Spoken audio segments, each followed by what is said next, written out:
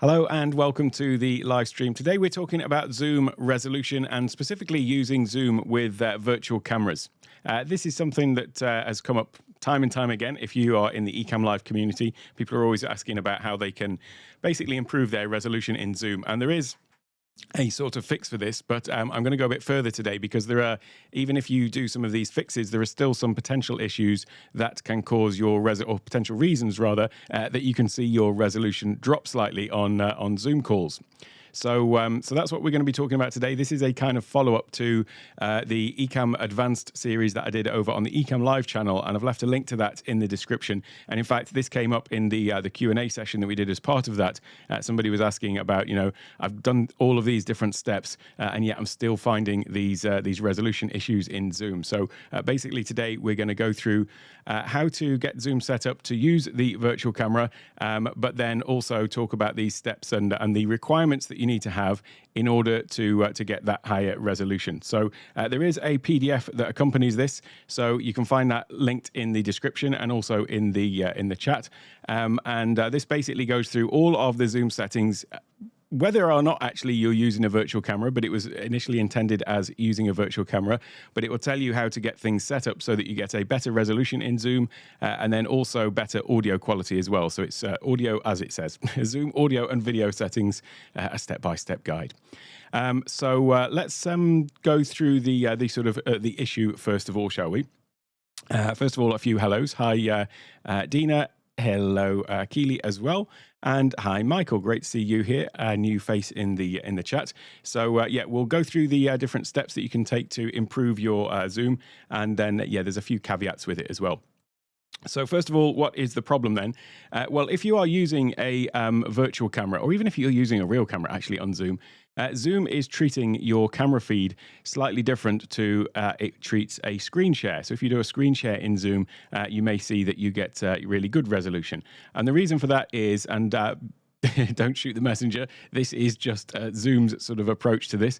They are figuring that the thing that they want to make sure that you maintain on your video feed is your frame rate. And so they prioritize frame rate over your video resolution for your camera because what they're trying to do is make it as smooth an experience for the most people that are on Zoom. And this includes basically the people that you're on a call with and essentially the lowest common denominator of the people that you're on a call with in terms of their internet connection and things like that.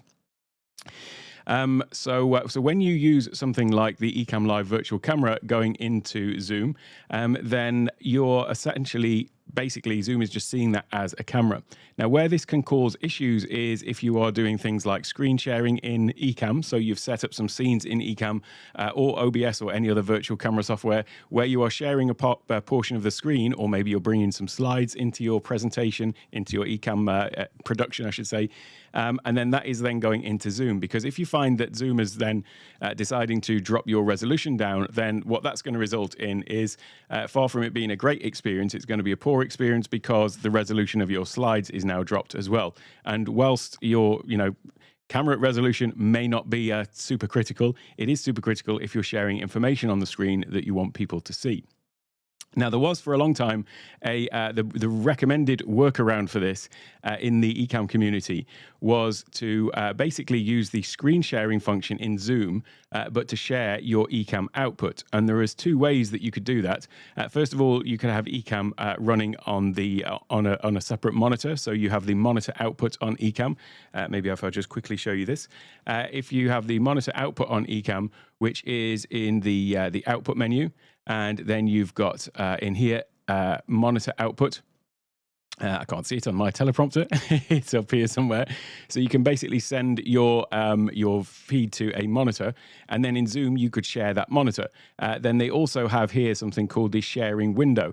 Now, when you've got that on, that basically creates almost like a virtual window in Ecamm that you can then address from Zoom. So then you could go to Zoom and go to sharing and share this this window of Ecamm, this virtual window. So then it's sending all of your Ecamm production that way. Now, what that would do is, I mentioned before that that Zoom, will see a screen share within Zoom as being something that is where the resolution is important, and so it would give it a high resolution. The problem is they don't really the trade-off there is always going to be frame rate. So what you might see is if you had used that method in the past, then yes, you might well have great resolution, but you would then have a sort of sacrifice of the frame rate. So relatively recently, it was brought to our attention in the Ecamm community that you can actually request that Zoom upgrades your resolution, and you simply go to the link which you'll find in the description and also in the guide that I've linked to as well. And you basically request that you want to have a resolution upgrade, and it's as simple as just contacting them. Go to this website, the Zoom support, and then enter a new ticket saying that you want to improve resolution and can you have an upgrade. And usually within 24 hours or something like that, 24, 48 hours, they will respond saying, yes, you've been upgraded to Group HD resolution. Now, what that means is, and by the way, you need to be on a paid plan to do this. If you are on the Zoom Pro plan, then this is going to upgrade your resolution capacity, if you want, to 720p. Whereas if you are on a business, enterprise, or education plan, then it will upgrade it to 1080p. So this has been the solution that everyone's been talking about for a long time. But actually, even when you've done that upgrade, it doesn't necessarily mean that you are going to get that full resolution on your meetings. There are a few other steps that you need to be aware of during your meeting in order for that to actually kick in. And so this was specifically the question that I'm addressing here, because when this came up during the Ecamm Advanced series and the Q&A that I did as part of that, somebody said, look, I've gone through and I've got this upgrade, but I'm still not getting the same resolution. It's still dropping down sometimes. And in actual fact, even in the Zoom Q&A where I was talking about this, at some point the resolution suddenly dropped. So it's kind of like, well, there you go. It can happen. So what is it that causes this? This is what we're going to be talking about, because there are some other sort of little points to be aware of. I'll just quickly check in with the chat. Hey, Rabbi, great to see you, Rabbi David. He's got lots of great content. Definitely check out David's channel as well. He's got lots of great Zoom content there as well, all about this kind of stuff. I'm not going to try and pronounce that, but hi. Oh, Jesse. Oh, Jesse. There we go. Hi, Jesse. Great to see you. And Abdullah, great to see you as well. Thank you so much for your videos and tutorials. Great to know that it's making a difference. Whereabouts are you, by the way? And Michael in the UK, great to see you here as well.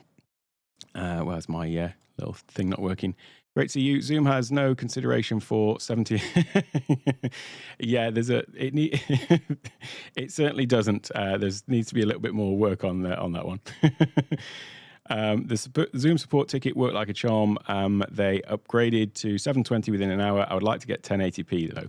So yeah, the thing about this is exactly what we're going to be talking about, Jesse, because there are still some caveats with this in terms of why you may see the frame rate, the resolution dropping. So I have detailed all of this in the guide that I mentioned. So you can definitely get that down in the description and in the chat as well. But I'll just go through the relevant sections. So there's more to this than I'm going through here, but I'm just going to go through the relevant sections.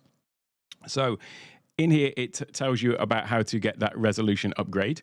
And then the steps that you need to take once you've done that, you need to actually enable it in your account. And so the place you go to do that is actually in your Zoom settings online, so in your account settings. And you'll see that there is in the settings section, in Meeting Advanced, you'll see this option for Group HD Video, and you need to toggle it on there. Okay, so now it's on. So why is it then that you don't actually get the full resolution sometimes? Well, this is the crux of it, basically. First of all, there are some bandwidth requirements. You need to make sure that people on the calls have the required bandwidth for them to send the video, first of all, and also for them to receive it as well. So these are currently the requirements. Now, I say business 1080p, but as I mentioned, it also applies to the enterprise and the what's the other one? Education. So they would get 1080p as well. But in order for receiving and sending the video for one-to-one calls, the requirement is 3.8 megabits per second up and 3 down. Whereas for the Pro at 720p, it's 1.2 up and 1.2 down. And by the way, these specs have all just come directly from Zoom. I've been in contact with them to get the full sort of details and what is causing all of these issues. Group video calls, so i.e. with more than 2 people on it, then it's 3.8 up and 3 down, the same there, but this one is 2.6 up and 1.8 down. If I go down further then, in terms of sending HD, there are some requirements for this. So first of all, the meeting needs to be put into full screen mode. If the meeting isn't in full screen mode, it won't be sending HD. You need to use active speaker mode. You also need to make sure that HD is enabled in the settings in the Zoom desktop client or mobile app. So if I go over to the Zoom settings a second, this is over in the video section of the Zoom settings. You'll see down here HD, so you need to make sure that that is actually enabled there rather than either original ratio or anything else. So make sure that that is checked. Then you make sure you have to meet the bandwidth requirements, obviously, so the bandwidth requirements that I've just mentioned above. And you need to have at least one attendee must be in full screen mode. So if there is multiple people on the call and you're not all in full screen, then it's not going to be sending HD either. So at least one attendee must be in full screen mode. In terms of receiving this HD signal, all of the following conditions must be met. So first of all, again, the meeting, you want to have that running in full screen mode. You also want to use active speaker mode. You also have to meet the bandwidth requirements, and at least one attendee must be meeting the requirements for sending HD outlined above. So the key things here then are, firstly, using speaker mode, the bandwidth, obviously, and this thing of running Zoom in full screen mode. Now, I've got to confess, this isn't something that I originally realized, so I didn't realize this to begin with. And so that was what was causing me some issues in the past where, the resolution would drop and I wasn't quite sure why. So the thing about this, though, is what you might find is if you're running Ecamm Live and you've got Ecamm Live running into Zoom, and so you want to get the best sort of resolution out, you might well have your Ecamm Live open and various other different things that you're sharing. And so when you run Zoom in full screen, what may be happening for you on your Mac is that Zoom is taking over the entire screen. Obviously, it is full screen. But even if you've got multiple monitors, what you may find is Zoom is full screen on one monitor, but then it's still sort of taken over the other monitors as well. If you're finding that happens, that's actually related to some settings or a setting in your Mac settings. So if I go over to my Mac settings for a minute, the one that you want to look for here is go into your desktop and dock, and then down at the bottom, here you've got this option, displays have separate spaces, and it's probably going to be off by default.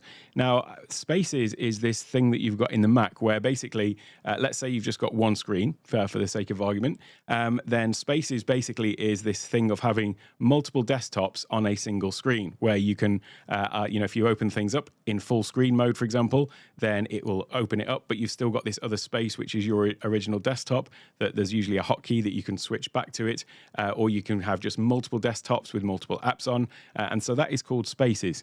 Now, the default is that these are kind of all linked. So if you have got multiple monitors, then what will happen is when you change space on one monitor, it will actually switch all of them.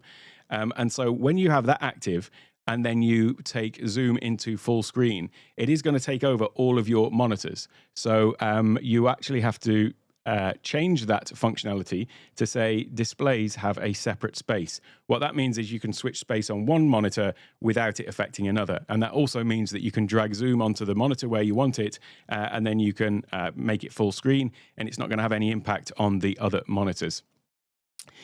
Incidentally, just while we're talking about monitors, I do find in Zoom that it is really useful to come into the general settings and then use the dual monitors down here. So that basically means that you can have Zoom running on multiple monitors, but it also means multiple windows. So what I would tend to do is have my main Zoom window in for regular calls in my my teleprompter, and then I'll have the other window. So when I do coaching calls, for example, I have a monitor directly beneath my teleprompter. So I'll have the speaker the person I'm talking to in this monitor, and then just down below I'll have my other Zoom window full screen, and that will then be the screen share. So that's how I do coaching calls, so that I can still talk to the person face to face, but then I can see their full desktop on my full desktop. So I've got two full screen experiences with Zoom, and then all my other stuff is over on my other monitor to the side, or one of them. You can never have too many monitors. So then let's just go through some more of these settings. So that is how to send and receive the HD. But the trouble is, even when you are doing some things on your side, in terms of you've got everything running full screen, you're doing all the things that you've done, you've gone through and checked all of those. You might even have a second thing entering it to make sure that the other participants, there's at least somebody got these settings. So let's have a look at some of the loss of resolution reasons here. So as well as the prerequisites, as I say here in the guide for HD, there are some other elements that can basically stop reduce your resolution. So first of all, we've already said that it'll only work if the video feed is in full screen. A non-full screen window will not show HD. So that's one thing on their side. If they are not in full screen, they are not going to even receive the full screen feed necessarily. So that's something that you maybe want to say that they would need to be in the full screen. And then it's also based on the processing capability. So if you've got an issue with your processor, then that is going to cause an issue. So if you find that you've got lots of things running and you are maxed out or whatever, or maybe you just have an underpowered computer, then that is also going to cause an issue as well. It also depends on bandwidth. So we've talked about this, that the bandwidth is going to be an issue. However, the bandwidth requirements are pretty low as they go. I think these days people have got at least 3 or 4 megabits per second up. People are talking more in hundreds of megabits and gig even. So I think that is less of an issue, but it is just something to be aware of, because you may have somebody dialing in, for example, on over a mobile signal. So I do that sometimes. If I'm out and there's no Wi-Fi, then I'll be joining over tethering or something. So, and I know that there's other people even in the Take One Tech community that at times they have issues with bandwidth. So it could be well be an issue depending on where you are and how you're getting your internet. But here is the other point. The resolution can be downgraded if some participants or co-hosts have any of the issues, even if the host has no issues. And this is really the issue, because you can have like a gig up and down, a Mac Studio maxed out, and be separate computers for everything running, so that you've just got a dedicated Zoom machine. But ultimately, it's going to come down to, what everyone else has got in the meeting itself. So you do need to know that basically it's down to what everyone's got, not just the host. And so the real crux of it is, in short, Zoom basically takes the lowest common denominator and applies that to the meetings. So it's kind of what it is, really. And in time, hopefully we'll see that with increasing bandwidths and things like that, that ultimately they will just increase this to everybody.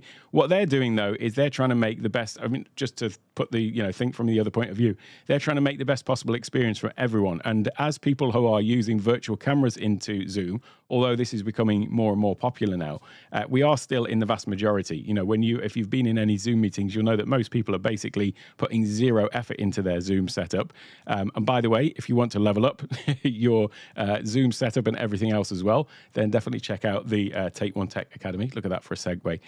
So this is all about elevating your online presence with tools like Zoom, but Ecamm Live as well. And it's not just about content creation, but actually all of these sort of presentation skills as well. So I talk about all of the different platforms, how you can monetize your knowledge using Kajabi, then obviously all of the different tools, so Ecamm Live, the Zoom Masterclass, the Rodecaster Masterclass. Coming out next week is the Stream Deck Masterclass as well, followed by Keynote. So that is how to do great presentations and bring those all into Ecamm to feed into Zoom as well. So you can find that at takeonetech.io/academy. That is where you'll find all of the details about that. And there's other ways to learn in there. It's not just about calls as well, not just about courses as well, but also there is a weekly Q&A, monthly workshops, and various other things, as well as sort of in-person or rather cohort-based courses, such as the accelerators, which are in there as well. So there's different tiers in there available. Some of them include coaching, some of them include group coaching, and you can find out more about that and what my existing coaching clients say about me over on that link there. But yeah, so the fact that you can use Ecamm and bring in, these sorts of graphics and things like that to create engaging presentations is a real, great thing for leveling up your Zoom. But as I say, there is these issues with resolution that we need to be aware of. Let me just go and check in with the chat for a second before I continue. So hey, Tanju, great to see you. So the Dan, the delivery doctor, the bandwidth requirements seem low compared to when using Ecamm. They must be for direct through Zoom. Yeah, that is the bandwidth requirements that are put up there are specifically Zoom's requirements. So it's not to do with Ecamm. It is, look at that overlay out of place. Terrible. Yeah, the bandwidth requirements are for Zoom. So it's just basically sending a single video feed up and receiving a video feed back. So yes, they are pretty low. I mean, I don't think that too many people will have an issue with that. Having said that, Zoom will only send one HD feed and will always default to the lower one, so everyone can enjoy your beauty. Phones and browsers can only... Oh, great point there about the phones and things as well, yeah, in browsers. I would highly recommend that. Get yourself a dedicated Zoom monitor so you can always be full screen. And exactly, yes, yeah, and it makes sense as well to have. I created an emoji for our Take One Tech Discord. You can join that at takeonetech.io/discord family. Sorry, yeah, I created the gas emoji because we do tend to enable each other to buy all these things. But yeah, having a dedicated monitor, and especially with Zoom, if you have a teleprompter, I highly recommend it anyway, to be able to have eye contact. It's the thing that I get asked about most when I'm on meetings with people that aren't, from our little circle who know the tricks. But I'll be having a meeting with somebody and they'll just say, where are you looking? Because it looks like you're looking straight at me. And it's just because I've got the teleprompter in front of me with the Zoom on it. So that is a great way of actually always doing this, of having Zoom in full screen, is just get a teleprompter with a field monitor and then have Zoom full screen in that. And then you've sort of ticked that box already because you've always got Zoom full screen in at least a monitor. So yeah, great advice there, David. Hi, Kimberly, great to see you. And you can also monitor the statistics in settings pane. Oh, that's a great point. Yeah, you can monitor the bandwidth, so you can see what your upload and download is in the statistics there as well. Thanks for stopping by. Thank you very much. That's much appreciated, Alberto. I'm glad you are finding it useful. Hey, Mr. Hicks, great to see you here too. And let's have a look. And Dan, thanks very much. Yeah, Dan is a member of the Academy, so definitely check that out. We have a weekly Q&A, so any sort of questions like this that come up, it's always nice to be able to actually see people, as opposed to, I love live streaming and getting the questions coming in this way, but you can't beat actually just having an actual chat with somebody. Same with Jesse. Jesse's also in the Academy, so yeah, great to be able to see and hear you as opposed to just see you in chat. So that's always great. Hey, Victor, I know Zoom use built-in cams and mics from cheap laptops, but they put zero effort. Yeah, I know they do. Most people are not putting any effort whatsoever into their online presentations. Are all the courses live, or you have some replays and archive courses? Yeah, so sorry to go straight back to that. I don't like doing the overly self-promotional stuff, but basically, yeah, in the courses that I've got, basically you've got different types of courses. So the beginner's guides are short introductions. I say short, I mean the Discord one that just recently launched is 50 videos long, so they're not too short, but the videos are quite short in themselves. But these are intended to just sort of get you up and running, because some of the masterclasses, like the Ecamm Live masterclass, is a lot longer, and so some people feel daunted by having to go into a long course or something like that. So the beginner's guides are intended to get you up and running. Learn at your own pace, so they're all sort of on demand. You can just go through them however, whenever and however you want, and then they're just there for you all the time as well. If you go onto the masterclasses, they are also on demand as well. So it's all pre-recorded videos. As I say, the Ecamm one is like 130 odd videos, something like that. And yeah, you can just learn at your own pace. The accelerators, though, these are going to be cohort-based courses. So that is where basically they run at a specific time, and then there is pre-recorded content that you can go and consume, but then there's also a daily check-in as well. And so the idea is to have you working like in a group with other people, so that there's then that added sort of motivation and inspiration to go through the course. Because what I found is with the masterclasses and to a lesser extent the beginner's guides, though, is once people have got the course, there isn't the same incentive apart from their own self-motivation to actually complete the course. So there is an element of people start but never finish. So having the accelerators is intended to accelerate the process by learning over a particular period of time with other people.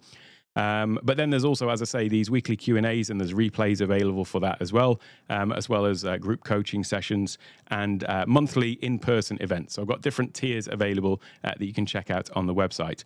In terms of in-person events, though, since we are talking about training, I am actually putting on my first in-person event since COVID, and certainly the first one for Take One Tech as well.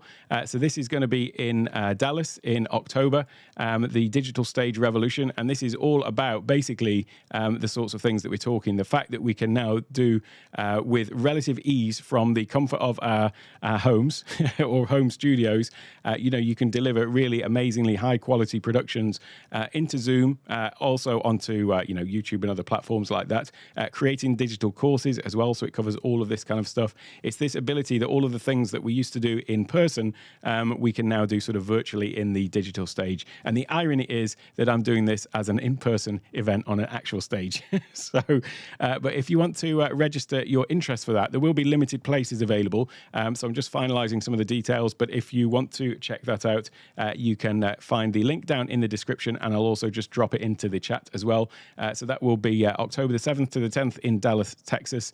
And that will be 4 days of intensive workshops to really master all of the tech. And you can find out, as I say, more information over there on the website about what's involved in it, and a little teaser of exactly what you're going to get out of it. And yeah, just register your interest. There is no commitment on your part from that. It just means that you will be the first to know when tickets do actually go on sale.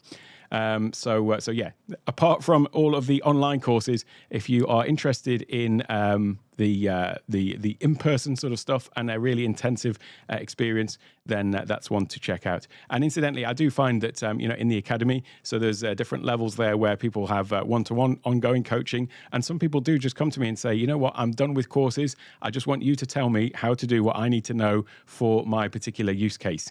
And so that's why there's certainly a scope there for different sort of learning styles, and I've tried to cater for all of those. So let me just go down the list again. So here we go. Where am I? Lost my place. Oh, hey, Glenda. Hope you're feeling better and everything's going well with you. 640 by 320 speaker view on Zoom is insane. Yeah, it is. It is a bit shocking, really, that it is not just a generally higher. As I say, I've tried to, not be too harsh on them, try and understand at least some of their reasoning. They're trying to give the best experience, but to some extent, I do think, come on, come on, can't we just get a little bit of a bit of help here? Oh, thank you for clearing that up, Dan. Yes, more courses are coming out all the time as well. So, and then in the Q&As, you can ask any questions. Yeah, there are templates and resources as well. So, as part of that, also all of my Stream Deck icon packs as well that I've created. If you're an Academy member, you just get all of those and all the new ones coming out, and get alerted to when I'm when I'm releasing new guides and all of that kind of stuff. Yeah, so the accelerator courses are going to be one a month on a range of topics. Hi, Eric. Great to see you here as well. And hey, Parker. Great to see you too. Thank you very much. Southern California is a great place. I did consider that as well, actually. It's just because, so it's in Dallas because I just happen to be also in Dallas for Vid Summit, so I'm going to do that there. I'm also running one of the workshops at Ecamm's Creator Camp as well, which is also in October. So I'm kind of sandwiching my event between those two, which I'm going to be in the US for in any case. So let's carry on looking through here. So what I thought I would talk about is also just some of the other settings in Zoom for audio, since we are talking about how to give these excellent presentations and things like that into Zoom. It's useful also to just touch on some of these audio settings. And I did go over this in the Ecamm Advanced series, but I just want to mention it here because this is one of the things that I often get on coaching calls with people where they are asking me, I feel like I've done everything, but I'm still having audio issues in Zoom. The majority of my calls, I would say, are some kind of audio issue that people are having. So let's take a little look at the audio settings, and I'll just clear a few things up with those, hopefully, for you. But if you've got any questions specifically about audio, then let me know. So we've already taken a look in the video settings. And by the way, I do go through this all in the PDF as well. So it literally goes through with screenshots and everything like that, sort of step by step. But if I go into the audio settings, so this is another place where Zoom is trying to give the best experience to everybody, and so in doing so, what it does is it tries to help you. It tries to be helpful and do things which it thinks you might want. And when you come down to the settings down here, the default is going to be, is Zoom optimized audio. So you may see that when you come into your Zoom settings, it may also have this one checked, automatically adjust microphone volume, and then Zoom optimized audio will tend to be on auto. What that's doing is basically, first of all, automatically adjust microphone volume. It is assuming that the average Zoom user, which is not wrong, by the way, has got terrible audio setup, terrible lighting, terrible camera and everything. The old classic camera up the nose shot from a laptop on a desk, using a built-in camera on the laptop right next to the fan with poor audio quality, maybe in a noisy environment as well, so maybe in a busy office or something like that, or in a coffee shop or outside, wherever it happens to be. There's lots of reasons why you might have terrible audio. If you're watching this and you are an Ecamm Live user and you've put it in a bit more thought and effort into your Zoom setup, you've probably got the top sort of 4 or 5% of people in terms of the quality of the audio that you've got and the quality of video that you've got. And so you don't actually need to have all of this kind of hand-holding that Zoom is going to try and do in terms of getting the best quality, because you've already put that effort in yourself. So the first thing to do is automatically adjust microphone volume. We can take that off because hopefully you're using in-ear monitors. You may be using some sort of audio interface. And incidentally, if you're not using... I use a Rodecaster, but if you don't have that and you're using Ecamm and you want all of the Ecamm, audio and things like that to your mic plus any sound effects, you can use the Ecamm Live Virtual Mic, which is the same as the camera. It just takes all of the Ecamm audio into Zoom instead. So there, you would just simply change from your microphone to Ecamm Virtual Mic there. But for the time being, I'm going to leave this like this. But all of the rest of this stuff I'm talking about is irrelevant if you've got a good audio setup. It's not just specific to the virtual mic. It applies to everything. So we've turned off the automatically adjust volume because you're a big boy or girl and you can control this yourself and make sure your levels are right. So I turn off automatically adjust volume. The next one is Zoom optimized audio, and it says recommended for most users. Again, they're not wrong. What this is going to do is it's going to try and block out any background noise. So if you've got even anything from like an aircon to traffic noise to other people talking in the background, to you're in a coffee shop, there's music playing, it's going to try and remove all of that, and it actually does a really good job of it. So for normal people who haven't got gear acquisition syndrome and have built out their studio, for normal people, actually to have this on makes a lot of sense. However, if you are actually trying to have a produced event where you are piping in basically audio from maybe from a Rodecaster, maybe it's just audio from your Ecamm Live Virtual Mic, maybe you're playing videos into it, maybe you've got presentations where there is audio as a part of it, and that is going in through the mic channel. So basically all of my audio comes into my Rodecaster, and then from there it goes into Zoom.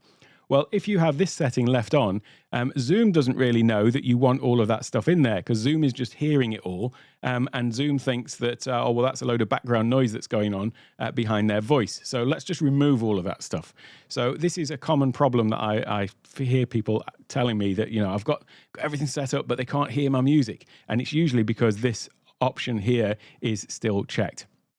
So I always recommend, if you have potentially not such a great setup, maybe you've got some background noise going on, then you can at a push just leave this as low, and it will basically knock out faint background sound, but it won't block out actually like music. So if you pipe in sound effects and music, it's not going to block that out. So that might be what you want. But what I do normally recommend, though, for most people with good setups is this original sound for musicians. Now, there's a couple of options in here. There's 3 options to be precise. When you enable this, what that's doing is basically turning off the processing that Zoom is doing on your audio. So it's not going to be doing any of this background noise reduction. It's not going to be trying to optimize it. It's going to assume that you've got a great sound, and therefore it's allowing your original sound, the one that you're piping in, basically to go through into Zoom. Now, you do need to enable this on each meeting, but I'll talk about that in a moment. But the high fidelity music mode, that's basically, it says here, optimize Zoom audio for highest quality music. It can increase CPU utilization, consume greater network bandwidth for best results, and Ethernet connection.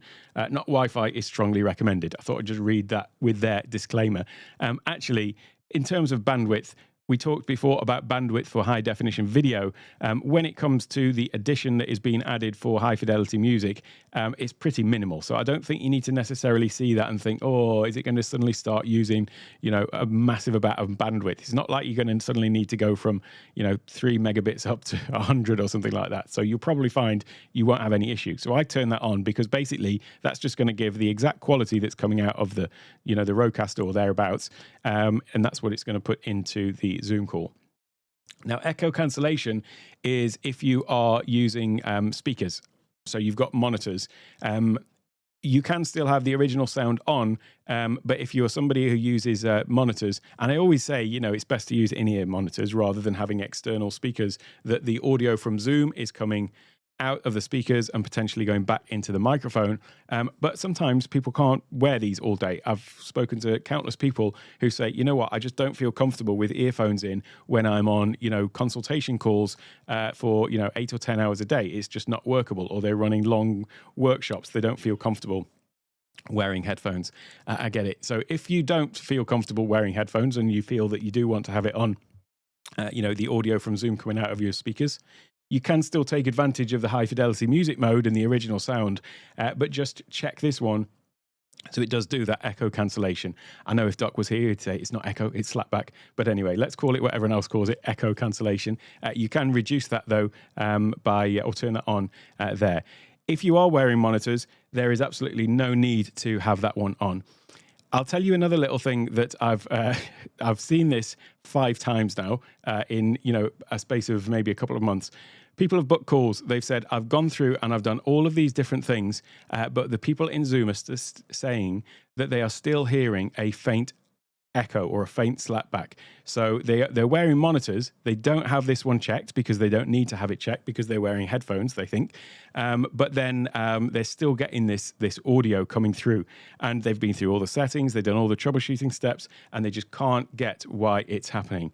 And it's happened 5 times, and in each time it's happened, it's been somebody who's been using these headphones, the Rode NT100 or whatever.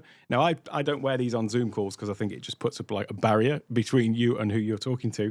But if you do wear these and you are using a Rodecaster, in each case, the solution I've said is just turn down the volume a little bit on your headphones. It seems that these ones in particular, it's like the audio bleeds out from it. And so if you've got your headphones on like this and your mic is here, there is a chance that it is actually picking up the audio from Zoom from your headphones. It's happened 5 times in 2 months with people who've called in, and they've generally called in after a week of frustration and troubleshooting and trying to figure out where they've been checking the audio routing to understand where this audio is coming from. And in actual fact, it was just the mic was picking up their headphones. Turning down their headphones helped.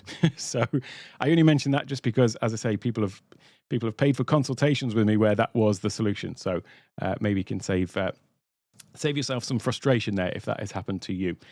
So anyway, that was echo cancellation. The next one is stereo audio. So normally, if you're in it just speaking in a mic and you're just doing spoken word, as it were, then it's going to be mono. You don't need to have stereo on for that. If you are going to be playing movies or sound effects or music or things like that, that you want that sort of stereo experience to go through to your participants, then you can leave the stereo audio on. Again, it will tell you that it's going to increase CPU usage, and it's also going to increase network bandwidth requirements. But as I say, it's not that much of an increase, so I don't think you're going to have that much issue. Let me just check in with the chat a minute. I'll just come to another point about this in a moment, but just in case there's any questions. Hi Melvin, great to see you here. The Rodecaster Pro 2 mutes the output sound automatically when mic is on. So you can actually turn that off. If you have got a what Michael's referring to there is the default situation with the Rodecaster is that when you've got an open mic, it's going to turn off the studio monitors that are plugged into the back of the Rodecaster. Let me just check if I've got my things set up here, because I can show you where to turn that off. I've been moving my top-down camera, so it's probably going to be out of alignment. Where's it gone? We'll see how this looks. Yeah, it's sort of out of alignment, isn't it? There we go. Let me just move that forward. If you go into your settings, though, Michael, and then go into outputs, and then go to monitor, this option at the very top here, you might not be able to see it too well, but trust me, it's just there at the top. It says auto mute monitor output. So that is the default setting because quite rightly, Rodecaster or Rode have figured that you're not going to want to have your speakers bleeding through into your mic. So just like in a radio studio, that's the same way it works there. As soon as you take the volume of the mic down, then it will open up the in-studio monitors. But then as soon as you put it up again, then it will shut them down. So that is the default. If you want to override that, though, you can always come into here and just uncheck that one. So, Michael, if you did want to have it coming through your speakers, that would be the thing to do. Just unmute audio in there, but then back over in the Zoom settings, wrong one, back over in the Zoom settings, then you would just use that echo cancellation. So you could have it coming through the monitors and then have the echo cancellation turned on in there. How can I ensure that I hear through the speakers and speak into the mic, or should I just use the earphones? Sorry, that was the question. Yeah, so that's how you would do it then. Just go into the Zoom settings and turn off that auto mute monitor, and then in Zoom you would go and adjust it in there. So you wouldn't get feedback in terms of depending on unless your speakers are right next to your mic, you wouldn't get the classic sort of feedback sound, as in the sort of high-pitched whistling or whatever you get with feedback. So you wouldn't get that so much. But what you will get is if you don't have echo cancellation on, then the people in the Zoom meeting are going to say, oh, we can hear ourselves back. They're going to say, I can hear echo. So you won't get feedback, but you just want to go and check that. Incidentally, that would not apply if you were, say, recording in Ecamm Live as well. So let's say you've got a Zoom call going and you were recording in Ecamm, then you might get some duplication of the Zoom feed if you weren't sort of muting it. You could. I don't want to go too far down a rabbit hole assuming things, but if you were ever doing that where you were recording in Ecamm, you had got the Zoom meeting going, and then the Zoom audio was coming over the speakers potentially, then what you could do is you could just eliminate the original Zoom feed from the path that is going to Ecamm. But I'm probably making up a solution to a problem that you haven't got. So I won't go too far down there. So that is the original sound setting. But the thing about it is you do need to enable it every time you start a meeting, which is a little bit frustrating. So if I come to my back to the PDF, basically I've explained all about these different audio settings and things like that. So you'll find this all in the PDF. But just further down here, I'll show you where it is. In the Zoom window, so when you actually start a new meeting, what you'll see is up in the top corner, once you've enabled the option for original sound in the settings, you'll see in the top corner, it says original sound for musicians, and the default position is going to be off. So what you need to do at the start of the meeting is basically go up to that and just click on the text, and it will change to original sound for musicians is on. I did a live stream last week, which was all about automation. And as part of that, I think I talked about my Zoom workflow. So I use an app called Moom to organize all the apps on my screen. So when we're talking about having, Zoom on this monitor, Ecamm down here, maybe something that I'm sharing over this place and different things like that, I use Moom to organize all of those windows so that they're in the right place on the screen. But then I also use a thing called Keyboard Maestro, which enables me to do various automation tasks. But one of the things it can do is click on a particular found image on the screen. So what I've done is I've taken a screenshot of the original Sound for Musicians, and then I've got Keyboard Maestro basically automatically going and clicking on that. So when when I'm on a Zoom call or setting up for Zoom, I've got a button I press on the Stream Deck that opens everything up. As part of that multi-action, it not just opens everything up, but it also activates Moom to put everything in the right place. And then it also activates this Keyboard Maestro macro to go and basically click on the original Sound for Musicians. So it always basically comes on as part of that. It also does other things like opens up the participants window, opens up the chat window, and various different things like that as well. So that's all sort of part of my my sort of workflow of getting set up for Zoom. I like things to be a one button push. So that makes sense regarding Ecamm and Zoom. Fortunately, I don't have any issues with that in my coaching calls. Great stuff. So yeah, it's I don't do a lot of recording for Zoom where I'm not just sort of routing the audio directly, and I don't play it over speakers as well. But glad that made sense. I was wondering if I was just confusing the issue. So glad that all made sense. If there's any other questions about anything generally related to Zoom audio, do let me know. Other than that, I will just say that obviously the Zoom guide, you can get that, and I go through all of these things step by step. It's a free guide. There's other free guides you'll find on my website as well, related to various other things, AI for content creators, or course creators, I should say, and various other things as well over there. So yeah, don't go and check that out. If there are any final questions, I will get to them. I'll also say, if you are not already a member of the Take One Tech Discord community, go to takeonetech.io/family. That's a great place to basically go and have all of these conversations and ask questions and get questions answered, not just from me, but also from people far smarter than me that are in there as well. So it's a great place for that sort of hive mind. In terms of the Academy, yeah, you certainly can expect this level of support. So you'll certainly get an onboarding call when you first sign up, and then yeah, I do the weekly Q&As in there as well. And in fact, there's actually two of them because people are all over the place. So Australia, Europe, America. I'm in Thailand, so I do actually do two weekly Q&As. They're basically, for me, it's 5 a.m. on a Thursday in Thailand and 5 p.m. on a Thursday here in Thailand as well. So I do two. And then those are recorded as well, so you can get the replay of those and go back and have a look. And by the way, if you're not already in Discord, then the thing about the Discord, which is great, I did a whole video, a live stream about Discord a couple of weeks ago. But one thing that's great about it is the searchability. So it's really easy to find answers to questions that you may already have.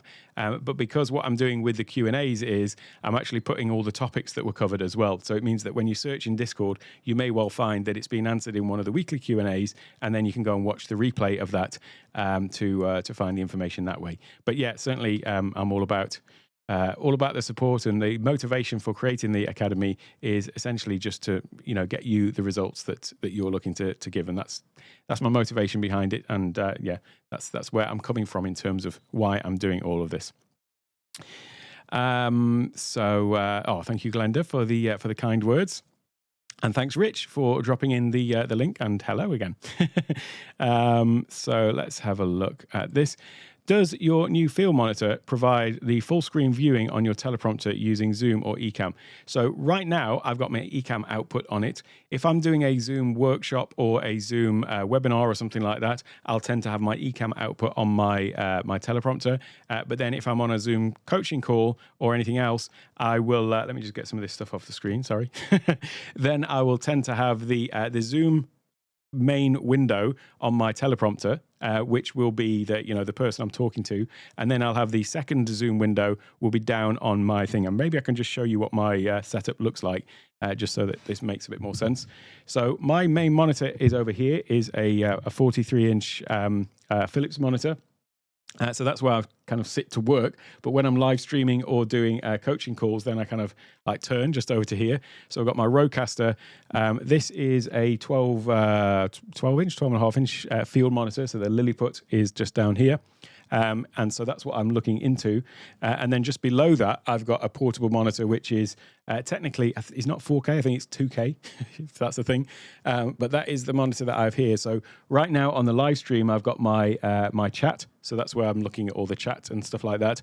But when I'm on a Zoom coaching call, then I will have the second Zoom window will be there. And so that will by default be, I'll be looking at the person up in the camera, so getting the eye contact, of course, but then usually they're sharing their screen because we're troubleshooting some issue. So then that is what you'll see down, that is what I see down here. And then I have all of my other stuff over on the right-hand side, so anything I'm going to be sharing or anything like that. As I say, if I'm doing a Zoom webinar or a Zoom workshop, then what I'll often have is, things will be moved around a little bit. My main Zoom window may well be elsewhere, so I've got another monitor that's just out of shot here, a vertical monitor. So I may have it on there if I want to just get that full screen thing. But then my Ecamm might well be in the teleprompter because that's what I'm delivering. And so then I can see, all the stuff that I'm putting up in terms of bringing in presentations and stuff. I did another live stream. I feel like I'm just talking about past live streams today. I did another live stream a couple of weeks ago, which was all about immersive presentations, or a few weeks ago, and bringing keynote presentations into Ecamm. So in that case, what I may have is, the presentation over there, but bringing it into Ecamm. So I'm looking into the camera at Ecamm because then I can see kind of what I'm supposed to be talking about, if that makes sense. So yeah, to answer your question, it does provide the full viewing experience, and the monitor as well. What you might find, if I just go back to this shot, I do also have a smaller teleprompter over here.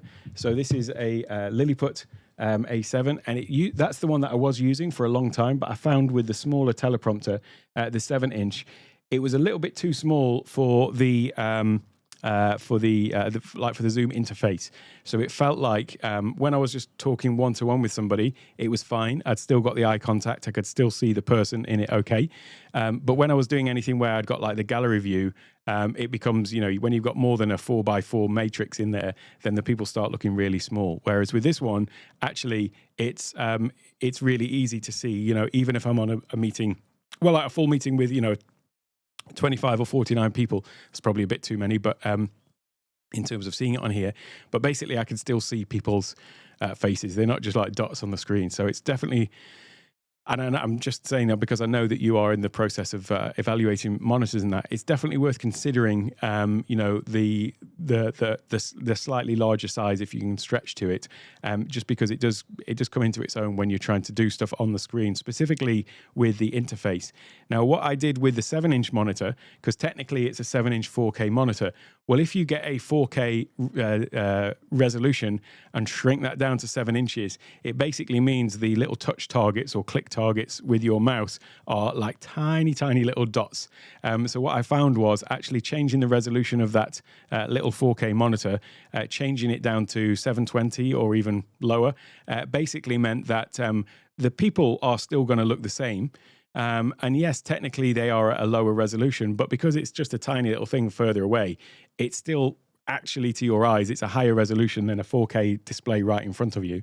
But the thing about it, though, is it increases the size of all of the on-screen elements like buttons. So if you are using a smaller monitor, consider like you maybe don't need, if it's a 4K 7-inch monitor, you can probably actually get away with 720 or lower as the monitor resolution. So changing that in your display settings will then allow you to do that. So how have I managed to attach so many screens to your M1 Mac Mini? So if you get a dock that has display link technology, so I'm using a Wavelink or Wavelink. What's it called? Wavelink. So I'll find the dock, and there's a picture of it here. Actually, what you need to look for is some of them have this and some of them don't. But you can see on this little image here, there is this little icon on it and this little label, and it says basically display link. So you need to make sure that you've got a dock with display link technology built into it. So I'm using a Wavelink. It's not that particular one. Where is it? And I've got one with, it's only 2 extra ports, 2 extra HDMI ports, but you can get them with up to 5. And that basically you have to have a bit of software running on your Mac, which is the Wavelink software. And then you've basically got your 2 monitors that you can have on a Mac Mini. So there's 1 HDMI port, but if you've just got any old dongle with a USB-C to HDMI, you can have 2 monitors. So you can still have those, but then with the Wavelink dock, this is basically adding additional monitors. So I've then got my my Wavelink is giving me 2 additional monitors, which is one of my, in fact, it's the 2 that I'm using here. So the teleprompter and this one, and then my other vertical monitor and my main monitor, I just plug directly into the main Mac. So you could then use one of the, if you wanted even more monitors, which when I upgrade to a studio, I probably will add an extra one. But then you can get, as I say, I think up to 5 is the maximum that I've seen on a Wavelink dock. But as I say, you then have a little bit of software that runs in your menu bar, and that is where you sort of control or add in the other monitors. But you still manage them all from within system preferences. Maybe I should be showing you this rather than just trying to explain it. If I come over to system preferences, let's just get this comment just off the screen so you can see everything. Then if I come to system preferences and go to, where is it? Displays. There we go, displays.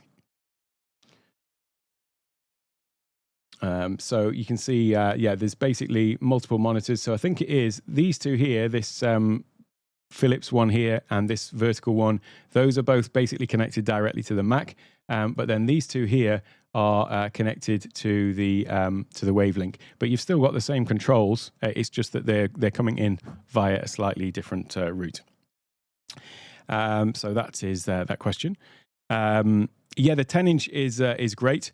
So I think I got the 7-inch because it was working with this smaller monitor originally. But yeah, I regretted even not getting the 10-inch with that. So that something like that is going to be much better. Would I recommend Keynote over Google Slides? I kind of would, but that's probably just because I'm more, I've been using Keynote for a long time. Should I promote another previous live stream? I did the Keynote 101 live stream 2 weeks ago. Welcome to Alec Talks About Past Live Streams. So yeah, I prefer Keynote over Google. I don't really like any of the Google products, to be honest. I don't like Google Sheets, Google Docs, or anything like that. I always, I'm not a huge fan of those. I don't know why, but I guess it's just because I'm a bit stuck in my ways with other platforms. But I do like Keynote, so yes. And I definitely prefer Keynote over PowerPoint. So PowerPoint's great, but it's a bit bloated in my experience. Those my 3 friends. Well, these are my imaginary friends. These are a Thai Chinese. Whoops, wrong one. Thai Chinese things. These guys. Oklok Seal. They're a Thai thing, a Thai look thing, well, Chinese Thai. But I've got to have some friends to talk to. So anyway, hey David, great to see you. Alex did a great session a few weeks ago on Keynote. Oh, that's the one. Yes. So yeah, you definitely find it in the Ecamm channel. It was like one of my last live streams a couple of weeks ago.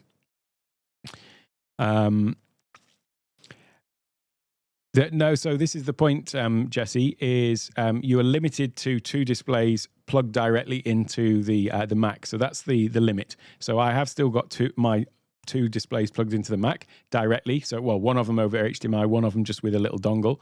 I can't plug any more in like that.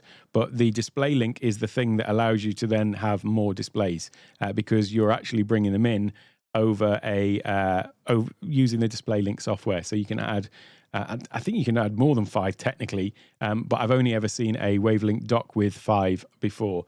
Let's have a look. Wavelink 5 screen dock. And it works fine. So these are, in fact, this is the one that I've got. If I just come back to my screen share for a second. So this one is the one that I've got. So it's got basically 2 ports. And by the way, it's got an HDMI port and a display port. So don't get confused between display link and display port. So if you see a dock and it says that it's got a display port, that is an alternative to HDMI, which actually gives you better better quality image technically out of it. I don't think most people would notice, but yeah, so the Wavelink has got both display link and display port for 2 additional screens. You can only use one of those at the time. So either display link or display port for screen 1, and either, sorry, let me correct that. Either DisplayPort and HDMI for screen 1 or DisplayPort and HDMI for screen 2. And this has display link technology. So hopefully you're suitably confused. Just look for display link though on the dock, and that will be good to go. But there are some of them that have got 3 or 4 different ones in it. So is this one? This looks like it's got more. Maybe those are those HDMI. Yeah, so that one's got 1, 2, 3. So that's three screens. But yeah, there are some with up to 5. Anyway, as I'd want to go through looking at a full list. But yeah, basically this is in addition to that 2 screen limit. A friend of yours ditched their M1 Mac Mini because he thought it was limited to 1 screen. Oh, that is unfortunate, because even without the display link dock, you can just get a dongle that's a USB-C to a HDMI and stick that in, and you've got the 2 then, at least, even without buying a dock. And the dock wasn't that expensive, by the way. It was only, well, it's relative, but I think it was like $100 or $120, 3,400 baht. So it was about $100 exactly then for the one that I've got. So yeah, it's not too pluggable. Also do one. So just in case you're looking, then there is one that is called a brand that is called Pluggable, and they have one that has the display link thing on them as well. So yeah, that should solve that problem. So hopefully we've just enabled some more gas for you, Jesse, to add more screens to your setup. You're welcome. That's what we're here for.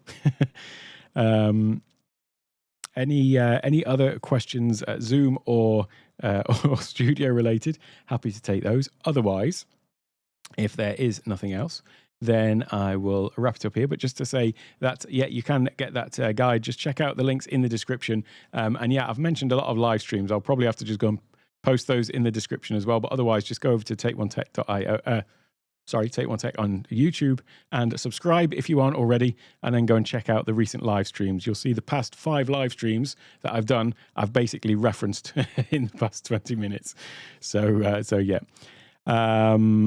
Let's have a little look. I've just noticed some other things coming in. Did I see your comment above about gas? I think I missed that, actually. I think I missed that one. The CalDigit Element Hub. So there is the CalDigit TS4 or CalDigit TS3 docks, which have the additional outputs as well. So that is definitely another option. And the CalDigit Element Hub is it doesn't have any HDMI outputs on it. But yeah, if you want to expand things, then you can use that. And hello, by the way. Great to see you here. So yeah, with that said, thanks all for stopping by. For those of you watching on the replay, I will leave a link over on the right-hand side coming up. And by the way, any Academy members, if you can always feel free to drop into the live stream at Backstage. So all the time that I am streaming on YouTube, I'm also going into the Discord, and then we can have a little chat after the fact about stuff that we've covered in the live stream, or usually just anything else that comes to mind as well. So thanks all for watching. For those watching on the replay, I will get around to adding another relevant Zoom-related video over here. Thanks so much to my channel members as well. Thanks for all of your support, and thanks to all of the Academy members. It's always great to see your progress as well. Have a wonderful day, everyone. I will see you next time.